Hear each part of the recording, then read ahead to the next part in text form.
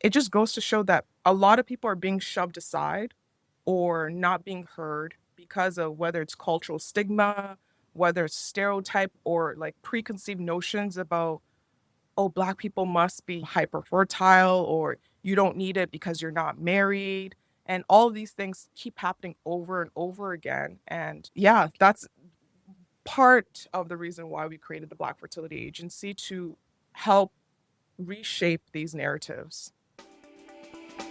Welcome to my fertility podcast, Superhumans, the show that brings you expert insights, personal stories, and the latest in fertility care all in one place.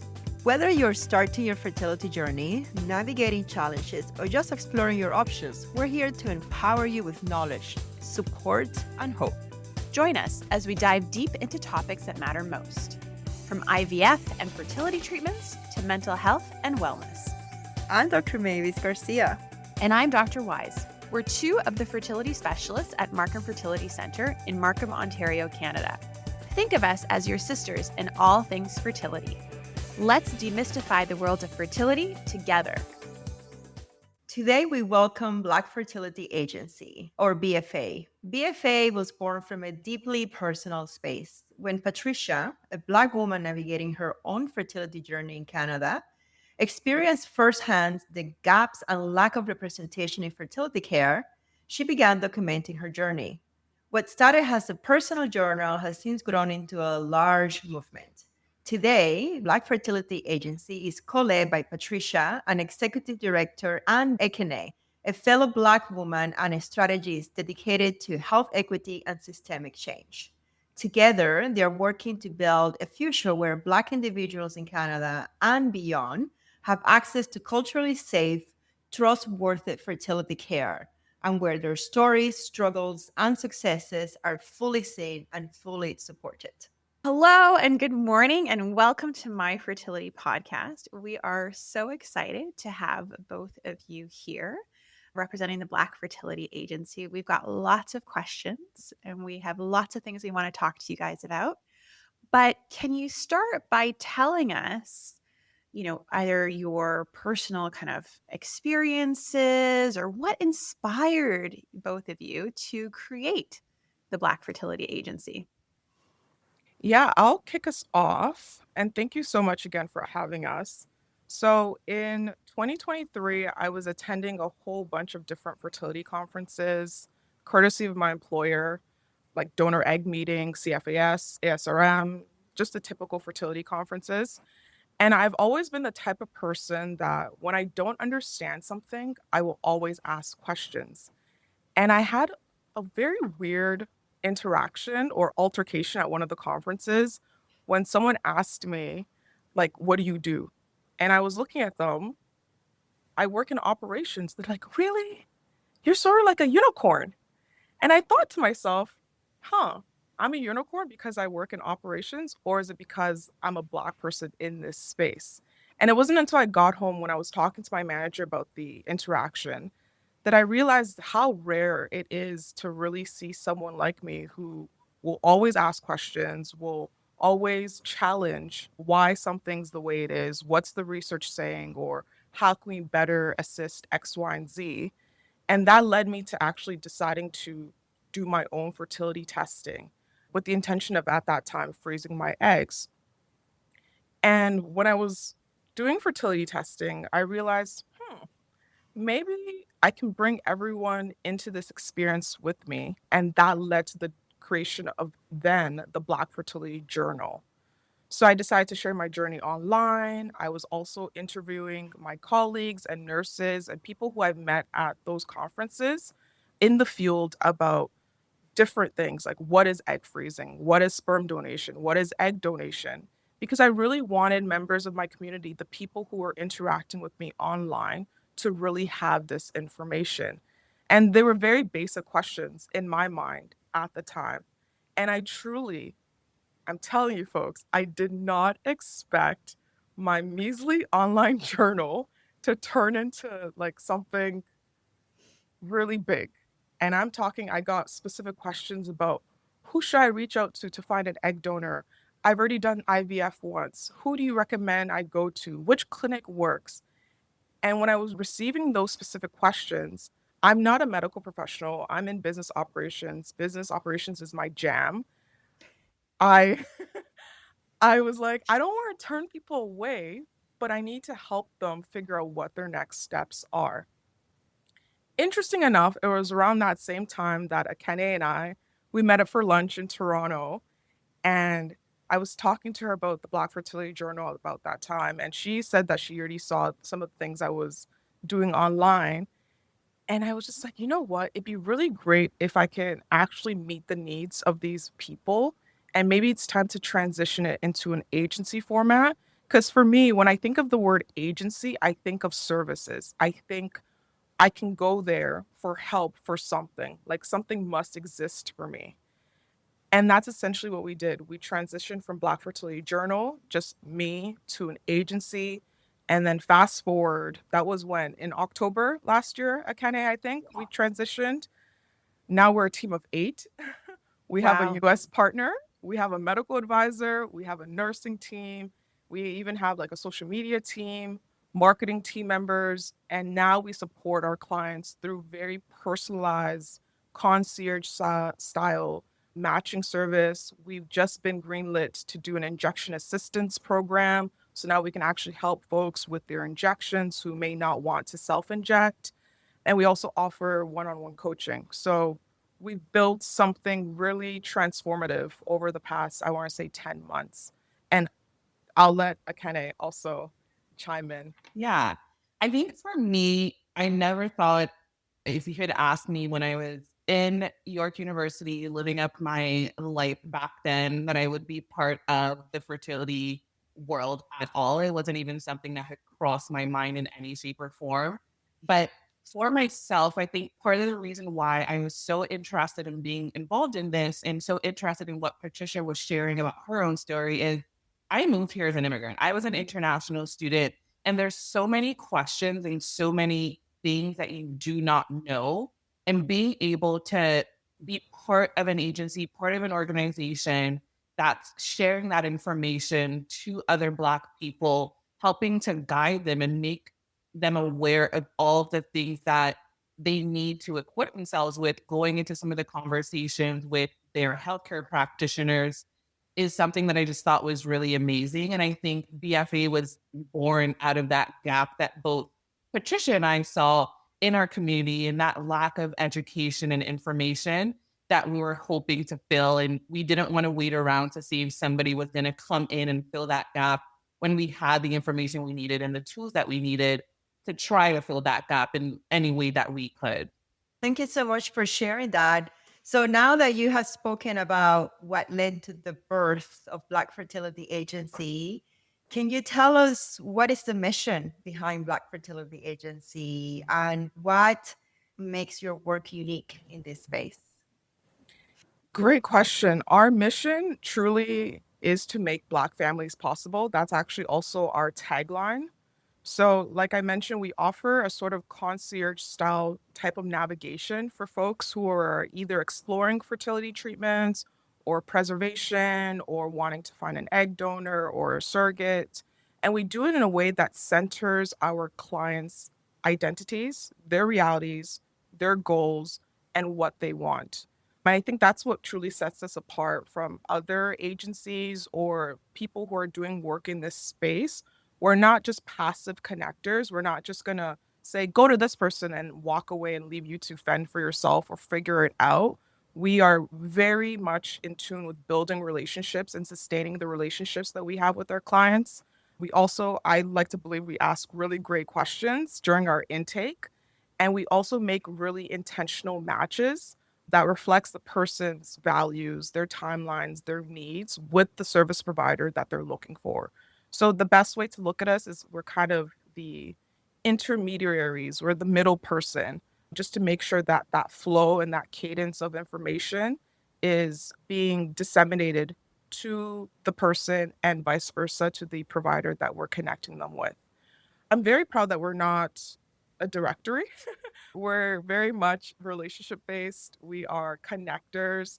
And it's all starts with the 30-minute free consultation that we offer to people just to understand what their journey has been like and where they're hoping to go with their journey. And then from there on, we help them navigate the next steps. We connect them with service providers, whether that's a clinic, whether that's a donor egg agency or a surrogacy agency, because we truly understand that this entire field is often so fragmented and very, very overwhelming. Even for myself coming in as an outsider, I still feel very overwhelmed with the amount of information that exists, but it's like, where do I even begin? Where do I even start? So we know that our clients are often navigating these systems by themselves, and which are systems that weren't really built with them in mind. So we wanted to truly build something that is for them and has them in mind. So that's the mission behind BFA. Thank you for that. You've kind of alluded to, gaps in care, potentially inequities in fertility care, in particular for, let's say, potential patients, let's call them, or people who are interested in fertility. What are they? What do you identify them as? What do you see as those gaps in care, those inequities that led to the creation of this agency, or that you are working on hoping to close with this agency? Yeah, so how much time do we have? All the time. This is it. Yeah. This is it. In my opinion, Ready. this is the meat and potatoes of what I want to know from you guys. Like as a fertility provider, and obviously bring it to the podcast in the bigger sense, but being selfish and thinking about myself. But this Yeah, is what we want to know. So take all the time. This is the beauty of the podcast format. thank you. Because to me, there's so many. And when I share it with other folks, I don't think they really see it in the way and the perspective that I'm coming from and seeing this field. But I truly believe that Black people have been underrepresented in every single part of the fertility ecosystem. Like, I'm not just talking about databases, I'm talking research, marketing, leadership at fertility clinics. It's throughout every sphere that you can think of. And many of us, because we haven't been thought of or researched about, or there's no data that exists, we're often left to navigate this system by ourselves. And I also think because of there's also the absence of tailored support or just like culturally competent tailor support at every stage, that it makes it even more difficult to find relevant information as it relates to your own specific fertility journey. So we're talking about just basic information gathering, not even talking about treatment, not even talking about follow-up care. There's just gaps that exist. And it reminds me of the first campaign I ever did as Black Fertility Journal. And I was very excited to do this campaign. It was about everyone should do their AMH test, or like at least the people who were following my journey at that time. I really wanted to push for people to at least understand their ovarian reserve and get tested. Y'all, you wouldn't believe my DMs during that campaign. It actually broke my heart. Some of the responses I got back when people approached their GP or their family physician about wanting to do the AMH test because they heard about it from a girl named Patricia online. One person actually told me that her family doctor said no, just flat out no, that she didn't need it, it's not necessary at her age. Bear in mind, she was around 32, I was 33 at the time. And also because she's unmarried. What? What do you mean? Imagine that. So to her, she's like, oh, well, there's no point because he is my GP. He must be right. And I say, no, just because the person has given you their thought of what you should do doesn't make it like the final answer. And I actually recommended a different family physician for her to go to who was accepting new patients. And she ended up doing her AMH test and was able to do with that information as she would. But it just goes to show that a lot of people are being shoved aside or not being heard because of whether it's cultural stigma, whether it's stereotype or like preconceived notions about, oh, Black people must be hyper fertile or you don't need it because you're not married. And all of these things keep happening over and over again. And yeah, that's part of the reason why we created the Black Fertility Agency, to help reshape these narratives. I am not surprised that you got those kinds of DMs. I must say, I think most family doctors who graduated like recently in the last 5 to 10 years are very in tune with fertility care and things like that. So that's something that I'm hoping we're going to see less and less. But my question is, you talked about specific gaps and inequality in the Black community when it comes to fertility care. So how does Black Fertility Agency support individuals in the Black community that would be different from, let's say, fertility clinics or other agencies? So I think a big part of what we do to kind of differentiate ourselves is leading with that community first and culture first approach. So whoever's coming to us, I think a lot of the time they've already had an experience at a mainstream clinic or a mainstream agency where they feel like they're just part of a number and they're not really being seen as their own individual person. So there's so many facets of a person's experience, whether it's where they're born, their diet, a lot of things make up a person. And more often than not, people really want to be seen as their own individual and have their care reflect who they are versus just another number or another statistic. So a lot of what we do is trying to make sure that whoever's coming to us, whether that's through our consultations with our nursing team, or even just the first conversation we have with them through our DMs or however they're reaching out to us, that they feel like they're being seen as an individual. They feel like they're going to get the care that reflects who they are as a person. And we try to partner with clinics that we know that if we were to send somebody here, they will be heard. Try to partner with other sort of healthcare organizations, other Black organizations that can help expand the work that we do, whether that's around mental health support, whether that's around just therapy, things along those lines, making sure that we can at least, if we can't provide the tools that whoever's coming to us needs, we can point them in the right direction and be confident in saying, okay, you go here, you're not going to be just another number. That's really important. That's crucial. You mentioned, Patricia, very briefly that there's some of the misconceptions is that Black women are more fertile, right? You mentioned that, which is definitely a misconception. I can attest to that as a fertility specialist. But I'm curious, what are the other myths that you hear that applies to the Black community? I would say that one of the biggest myths is that fertility is just a woman's issue. And I'm sure you both hear that all the time when either like couples come into the clinic and only the woman is speaking and the man is kind of just like in the background, just watching. Because even in our community, we don't do testing. Like doing testing before getting married or before deciding who your partner is isn't the norm. Those things typically happen after you're married. And then often the blame is left on the woman if they're not getting pregnant right away. Or it must be her fault that they've been married for 10 years and they have no children.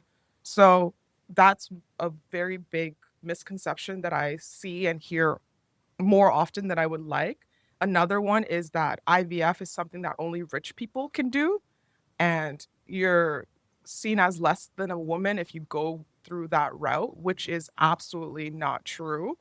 Unfortunately, IVF is quite expensive. However, I am a big believer that, the government, there's going to be more funding, please. There's going to be more funding and more Yeah. resources to allow people to access IVF, third party reproduction. It's really not a rich person's route to take. I personally have friends who've gone through IVF and they're by no means quote unquote rich. They were just able to utilize the benefits that they had at work, which I think is also something that's been really untapped by a lot of people. Sometimes you have these extended health and benefits support through your workplace, whether that's progeny or whatever. And a lot of people don't look at those options as well. But one way that we're working on breaking and dismantling those myths is by saying infertility is a medical issue. It's not a moral failure on the woman's part, the man's part, whomever's part. And for Can you fertility say that pres- again one more time for the people in the back? That is like, should be a bumper sticker, should be on a t-shirt. I'm like, oh no, did I say something? Yes, infertility is a medical issue, not a moral failure. And fertility preservation is a smart, proactive choice to make, and it's not something that you should be ashamed of whatsoever. Absolutely. I love that. And it's so true, and it holds true for every single person out there who is thinking about this. I joke about it being a bumper sticker, but like I actually think it should be people's mantra, frankly, because even when you hear it, hearing it one time is not enough. You have to hear it over and over again for it to actually really sink in. No matter if it's true, your heart sometimes might feel differently than what your brain is processing. And so the repetition of that message, I think, is so, so crucial for sure. So you have a captive audience right now of 2 fertility doctors. Probably maybe a bunch more are listening to this podcast, maybe, I don't know, but minimum 2 fertility doctors. What do you want us to know? What do you want us to do? What concrete things we should be doing or we should be thinking, things that we can change? I want to know. I love this question because I think it opens a door to change. Like it seems like it's very genuine as well, which we desperately need in a world where people feel like they're a number. It's really important to take a step back and think about how do we create an inclusive space, a safe space for Black patients who are facing infertility. A few months ago, I was actually invited to be a guest speaker at the Fertility Unfiltered brunch hosted by Fertility Matters Canada. Shameless plug, they're a fantastic organization. And one of the biggest takeaways that audience members came up to me afterwards to talk to me about was my definition of culturally competent care. And I defined it as striving to understand the richness of your patient's identity. And the example I used months ago was that when a new patient, after they've done their consult with their practitioner and they've identified the ways in which they can go about IVF, sometimes they'll provide some sort of nutrition guide or things that you should eat or, supplements that you should be taking. But to kind of unpack that, are we even asking what people eat at home? 95% of the dishes that I eat are Nigerian dishes. So I come into the space as how am I being heard or understood if my provider gives me a generic guide to adhere to? And that's something that's very basic and surface level, but I think it really starts there. Truly understanding your patient's identity is how you're able to create a very safe and inclusive space.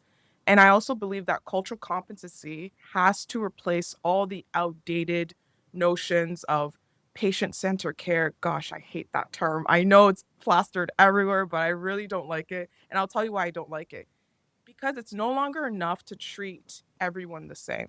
We're not the same. Your experience is different from my experience, which is different from Ekene's experience, which is different from whoever's listening to this podcast's experience. And hosting one-off trainings to like educate your team or bringing in an outside consultancy to do one simple, I don't know, data gathering, research collection isn't enough. I repeat, it's not enough because it doesn't truly translate to how your patients interact with your care teams. I'm telling you right now, it really doesn't. And specifically in a world where more clinics are coming, I know that we have like what, 30 something clinics in the GTA or even in Ontario right now. Patients are no longer staying with the first clinic their GP refers them to. We see in the Facebook groups. They are talking, they're comparing notes, and they're switching. I personally know someone who has switched clinics 4 times before settling at a clinic where she felt psychologically safe. So I think it's really important for healthcare providers to just take a step back and understand that safe spaces aren't just claimed by posting on your website or saying that you're a safe space. You actually have to create it and co create it with your patients, listening to them, understanding them, starting with the richness of their identity. And we also have to be prepared to take a collaborative effort and maybe sometimes take a step back when we're the loudest voice at the table, something's definitely being missed. And it's important for us to recognize that and learn from it. And I really believe it starts with understanding your patient's identity. I hope that answers the question. I think it answers the question, but I'd like to know more concretely. Let's say you're my patient, Patricia, since I'm going to pick on you since, we're talking about this. And Sure. you've come to meet me for the first time, and I have to ask you all the medical questions. How old have you had children? When are your periods? Medical history, any surgeries, allergies, all things. So I've asked all of those questions. So I get sort of a good sense of the medical piece, the biology of the situation. Hmm. What kind of questions can I ask to understand your identity in a way that doesn't feel like I'm outing you or that I'm treating you any differently or that I am, for lack of a better word, like picking on you? I don't want my patients to feel like we should have asked that to somebody else. Right. And that's a really good question. It's all about relationship building. When I come to you, clearly there's something wrong, or clearly there's something I need to investigate. And there's already that power dynamic of you must be right because you've gone to school for X amount of years and you're about to provide me, quote unquote, I want to say the quote unquote timeline or framework for how I'm going to receive care. But did you get a chance to like talk to me about what does the everyday look like to you? Are you juggling several jobs? Because I currently am. What stresses do you face? Yes, I understand you're not a therapist per se, because I feel like a lot of people think, well, that's what a therapist would ask. But if I'm trusting you to help me go through this process, you darn believe I expect you to know more than just my name. And I want to trust you. Help me to trust you. And that could look like even asking better questions, more questions. It's very prescriptive from the clinics that I have engaged with, which is fine because SOPs, standards need to be upheld. But it's the practitioners that go one step further that people truly, under any circumstance, that they will recommend to their friends. And in our community, word of mouth recommendation is everything. I agree with you. And to me, that's not specific to the Black community, specific to all patients. I want to know like who they are at their core. So I Mhm. usually say like, okay, so I've asked all these questions. Now tell me about you. Tell me who you are. Tell me what your dreams are. Tell me what things you're bringing to this appointment that you think I should know. And sometimes they really give me really good, elaborate answers that I feel like, okay, I got it. I got the essence of these people. And sometimes they look at me and they're like, I want to have a baby. That's kind of That's why I'm here. Yeah. like, you should know that by now. I agree with you that there is more to every single individual, every single patient than just the medical basis. But I guess because you mentioned about the cultural identity, and we're talking specifically about the Black community, that's why I wanted to know if there was something other than that question that I asked all my patients, if there is something specific about Black community that I'm missing that I should be asking.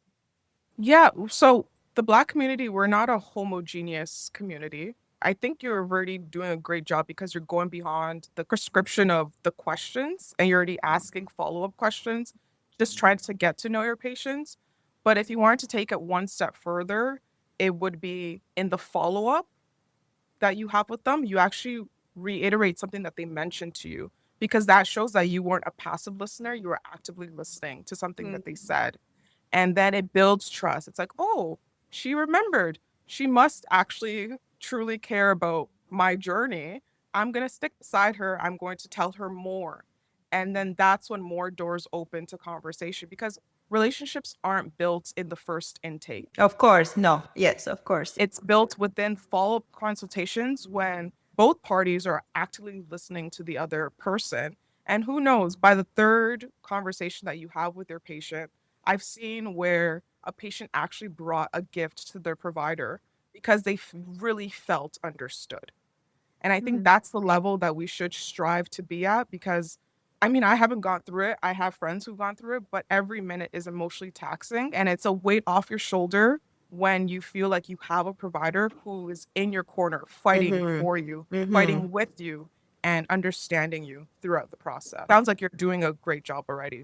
I think for a lot of patients, people are thrown off by the question only because they're so used to not hearing it from their care provider that it comes out of left field, which it shouldn't, but it does. And so I think that that really throws people off and they don't know what to say. And that leads an awkward moment. And I've had my fair share of the same awkward moment.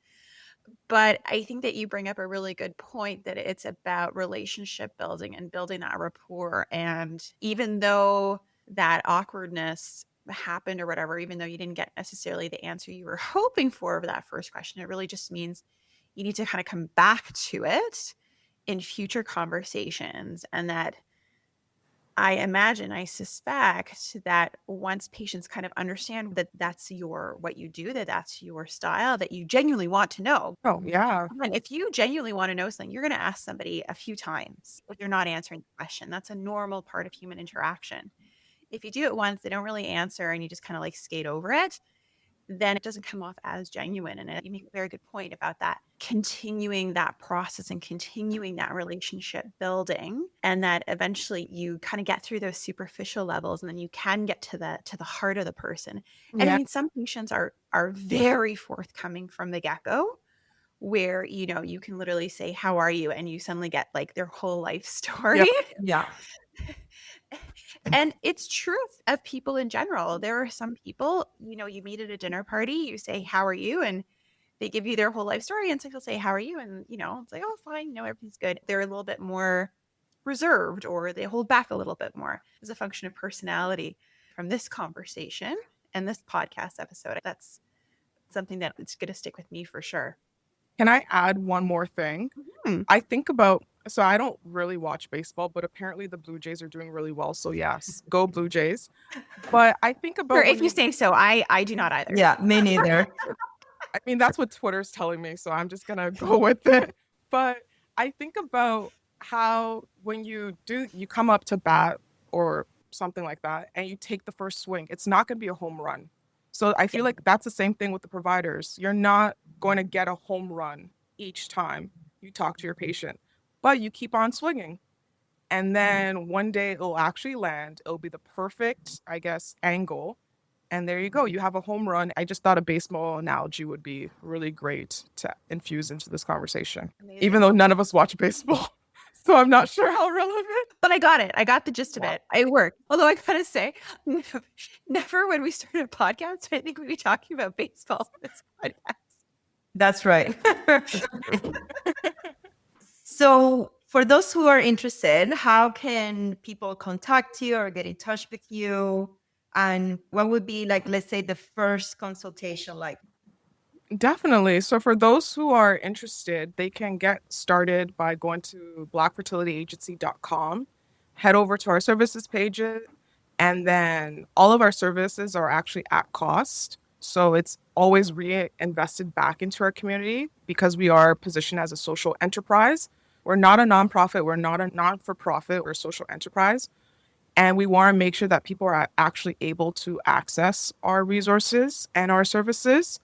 In terms of just following our journey, all social media platforms, YouTube, Facebook, Instagram, Black Fertility Agency, that first consult is really key to understanding what the person's goal is, what the person's identity is, and what values they hold dear.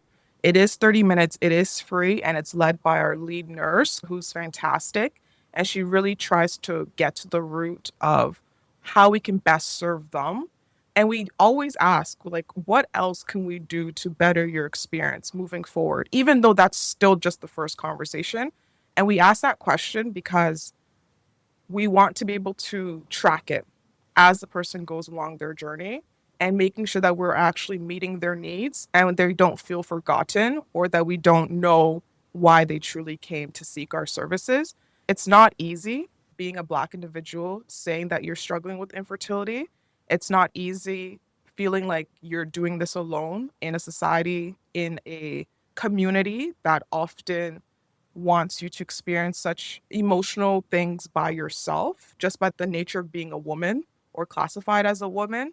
We really want to dive deep within that first consult, and I think we get it right. I mean, we're always open to feedback or critique, and then we continue on with the person's journey. Once we connect them, we do the matching, so our clinic partners are ready to receive them, and we also follow up with the clinics just to make sure that on both ends of the spectrum, we are understanding what's happening with this person's journey. One thing that we've heard a lot, because we post on social media quite regularly and we post on our stories asking questions, is when are you going to do live workshops? When are you going to do live events? When are you going to do something where I can actually come because a lot of us were based in Toronto. When are you going to do something where I can actually come and, put a face to these names and learn? And if it's a 1 day workshop or a conference or something that nature. And I'm actually thrilled, drum roll, to share that we are co-hosting a fertility conference in January 2026 alongside Dr. Elizabeth Dio. And this conference is specifically for Black women to openly explore fertility and reproductive health. And it's going to be a space that's curated and co created and designed for those who may be navigating fertility challenges, who, alongside their fertility challenges, they are pursuing really highly ambitious careers, they're in a leadership position, or they just want more information. So, this is an open call to any Black professional in various fields, physicians, lawyers, Black law students, whomever, content creators, influencers. If you would like to be a part of that space, we are currently working on creating that conference. And we also invite people who believe in collaboration and not competition. So, clinics, service providers, agencies who want to be involved. Our DMs are open, our emails open. You can be a vendor. We'll have a vendor section. You can be a sponsor and just really be in this moment with us and tap in and get connected with those who have repeatedly said they want to learn more. They want your services. They want to feel seen. Yeah, really excited to share. We will have a virtual component for those who may be living in other provinces, but still want to Okay. feel a part of the experience. So, we've talked a lot about the Black Fertility Agency and the Black experience as your clients are moving through fertility. What is something that you wish more people knew about infertility in the Black community? Like somebody who is listening to this podcast who maybe has not really thought about their fertility, what's the message you want to send them? The main thing I would say is infertility is happening. It's happening right now to people that you know, people that you don't know, and you're not alone in that situation. The assumption that Black people, and I think we mentioned this earlier, that Black people are inherently more fertile for some reason is false. And it's kind of a harmful stereotype because it often leads to delays in seeking care, shame around the fact that they're going through something that they don't think other people are also going through. And that silence that they're often kind of back into reinforces that stigma so that the next person doesn't know that you're going through this and the next person doesn't know that somebody else is going through this. It just, as a people, Black people, we deserve the same level of access to fertility care, the same level of access to preservation options and reproductive choices as anyone else would have. And like we said earlier, too, it's not a personal failure. It's not something that you've done wrong. You're not being punished for something that happened in your past life. It's a medical issue, and you deserve to get those solutions from your healthcare practitioners. Beautiful. I have one final question to ask you. I'm so grateful that you have spent this hour with us talking about this important issue. My final question is for that person, let's say a member of the Black community, let's say somebody who is just starting their journey, whether it's has a single woman, wanted to be a single mother by choice, or maybe somebody in a heterosexual relationship, or somebody in a same-sex relationship. And let's say she is just starting her journey. Maybe she hasn't met you yet. Maybe she doesn't know about you. Maybe she's not necessarily a client, but she's sitting at home as a Black woman thinking, I need to start my fertility journey one way or another. What advice would you give her? First thing I would say is take a breath, take a deep breath, because it is a journey, but it's a journey that you don't have to go on alone. You're allowed to ask questions. You're allowed to get all the answers to all the questions that you have. You're allowed to change your mind as many times as you want, because as you go on a journey, there's going to be different paths that are going to be available for you to take. And don't be scared to change your mind. You don't have to be locked in on one decision because life changes and things happen. And as much as the process can feel like a maze, I want to say that Black Fertility Agency is here to kind of hold your hand and walk you through all of those parts of the maze and make sure that you feel seen as you're going through this and you feel cared for. Thank you very much for the work you do. And I have to admit, there's two parts of me. When I hear the word, it's a maze and it's overwhelming and people don't know. There is the doctor me, the fertility specialist me, who is like, it shouldn't be like that. And fertility clinics should do better. And I need to do better. And this is one of the reasons we do the podcast. And we put so much work in social media because we recognize that. And in the perfect world, there wouldn't be any need for any other agencies because fertility clinics would fill all of those needs. I know the perfect world, we're far from it. And it's impossible for one entity to fill every single need of a patient because patients are very complex. And that is like, to your point, there is so many layers to them that it would be impossible for one clinic to fit everything. So I see that. But then on the other part of me is I was a fertility patient. And even though I went through my fertility journey, had an REI working at a fertility clinic, so I didn't have to Google what's an AMH. There was a lot of the parts of my journey that were easy because of the knowledge that I had. I understood what eggs were and sperm. And when there was no fertilization, I didn't go thinking, oh, was it because of this and that? So I kind of understood the basics. But it was still like a 5-year journey. So it wasn't like because I knew everything, I was able to get pregnant with my first IVF cycle. I needed to do 5 retrievals and 8 transfers to build my family from age 32 to age 40. And I was overwhelmed. And I was Googling at 3 in the morning. And I was wondering, what supplement should I take? And what else can I do? And what was it that I was missing? So certainly somebody with my background also felt in a tremendous degree of overwhelm and the maze feeling as well. So I know that as much as we try to put content into the world and we try to hold our patients' hands and we try to understand their cultural identity and we try to meet them where they are. And I am very proud of Micro Fertility Center that I think we do a really good job on that. I know it's just not enough. And the whole fertility experience is so big and it's so multi-layered that we need Black fertility agencies. We need other players. We need My Storia and we need Oasis Fertility Network, and we need Fertility Matters, and we need Conceivable Dreams. We need everybody in the fertility space to come together and help our patients because it's impossible to think that there will be one clinic that can do it all. Completely agree. I think you said it beautifully. It's collaboration, not competition. And that's where being able to talk to other organizations, talk to people, talk to their experiences.